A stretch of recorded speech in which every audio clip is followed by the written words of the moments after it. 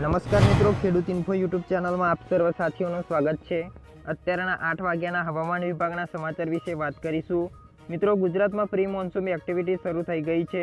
હવામાન વિભાગની આગાહી પ્રમાણે ગઈકાલે 14 જેટલા તાલુકાઓમાં હળવાથી મધ્યમ વરસાદ જોવા મળ્યો હતો। આજે પણ રાજ્યના દાહોદ અને છોટાઉદેપુર સહિતના જિલ્લાઓમાં વરસાદ થઈ શકે છે। તેમજ આગામી 10 થી 15 જૂન દરમિયાન અમરેલી, ગીર સોમનાથ, સુરત, વડોદરા, નવસારી અને વલસાડ સહિતના જિલ્લાઓમાં વરસાદ થવાની આગાહી કરી છે। 10 જૂનના રોજ કયા જિલ્લાઓમાં વરસાદ પડી શકે છે તેની વાત કરીએ તો 10 જૂનના રોજ દાહોદ, પંચમહાલ, ભાવનગર, અમરેલી અને ગીર સોમનાથમાં હળવો તથા મધ્યમ વરસાદ જોવા મળી શકે છે। જ્યારે વડોદરા, છોટાઉદેપુર, ભરૂચ, નર્મદા, સુરત, તાપી, ડાંગ, નવસારી અને વલસાડમાં ગાજવીજ સાથે વરસાદ થશે તેવી શક્યતાઓ રહેલી છે।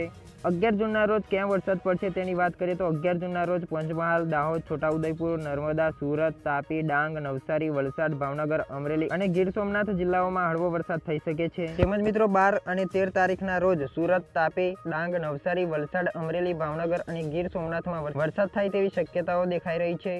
14 અને 15 જૂનના રોજ અમરેલી, ગીર સોમનાથ, જૂનાગઢ, નવસારી, તાપી, ડાંગ અને વલસાડમાં વરસાદ થશે તેવી શક્યતાઓ છે। તેમજ પરેશ ગોસ્વામીની આગાહી પણ સામે આવી છે। દેશમાં ચોમાસાએ દસ્તક આપી દીધી છે। ગુજરાતમાં ક્યારે સત્તાવાર ચોમાસું શરૂ થશે તેના લઈને અનેક સવાલો થઈ રહ્યા છે। ત્યારે નૈઋત્યના ચોમાસા અને પ્રી મોન્સૂન અંગે પરેશ ગોસ્વામીની આગાહી સામે આવી છે। નૈઋત્યનું ચોમાસું ઝડપથી આગળ વધી રહ્યું છે।